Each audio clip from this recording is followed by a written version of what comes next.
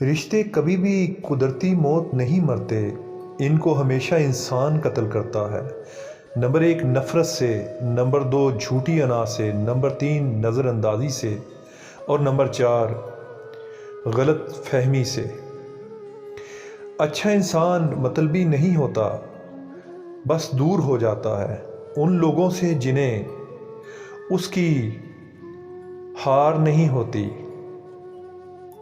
ہم کبھی کسی سے بچھڑ کر نہیں مرتے، بلکہ کسی کا بچھڑنا ہمارے لیے ایک تجربہ ہوتا ہے۔ ہم یہ تو چاہتے ہیں کہ خاتمہ ایمان پر ہو، مگر ہم یہ کیوں نہیں چاہتے زندگی بھی ایمان والی ہو۔ یاد رکھنا، جیسی زندگی ویسی موت۔ ہم ایسے منافق لوگ ہیں کہ کسی کی تکلیف کو اس کے گناہوں کی سزا سمجھتے ہیں اور اپنی تکلیف کو آزمائش۔ امیری یہ نہیں کہ سامان زیادہ ہو، بلکہ امیری یہ ہے کہ دل غنی ہو۔ زندگی تھکا دینے والی چیز ہے، اور جب تم تھک جاؤ تو اپنے رب کو یاد کر لو، کیونکہ سکون تو صرف اللہ کے ذکر میں ہے۔ ہمیشہ ان لوگوں کے قریب رہیں جو آپ کے دل میں اللہ کی محبت کو تیز کر دیں۔ چھوٹا بن کر رہو گے تو ہی بڑی بڑی رحمتیں ملیں گی، کیونکہ بڑا ہونے پر ماں بھی گود سے اتار دیتی ہے۔ عبادت وہ ہے جو محبوب کو منظور ہو جائے، ورنہ کروڑوں سال کی عبادت ایک سجدہ کرنے سے ضائع ہوتی دیکھی گئی ہے۔ انصاف کرو، ورنہ یاد رکھنا حضرت صالح کی اونٹنی کے قاتل صرف 4 لوگ تھے، مگر غرق پوری قوم ہو گئی، کیونکہ باقیوں کا جرم صرف خاموش رہنا تھا۔ جب دنیا والے تمہیں گھٹنے ٹیکنے پہ مجبور کر دیں تو یہی بہترین وقت ہے سجدے کا۔ نیند اور موت میں کیا فرق ہے؟ کسی نے کیا خوب جواب دیا، نیند آدھی موت ہے اور موت مکمل نیند ہے۔ نگاہ کا عادل وہ ہے جسے دوسروں کی بیٹی میں اپنی بیٹی نظر آئے۔ سورہ یوسف مثال ہے۔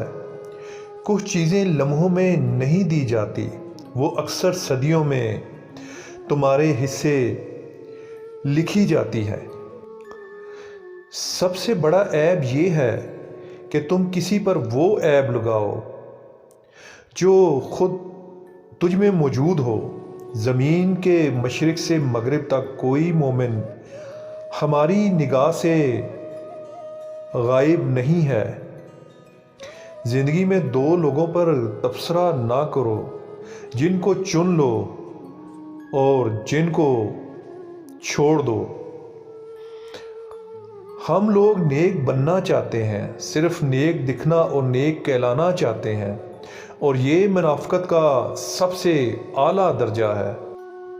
جب اللہ چاہتا ہے کہ کسی بندے سے دوستی کرے تو اس کی زبان پر اپنا ذکر اور دل پر اپنی فکر کے دروازے کھول دیتا ہے۔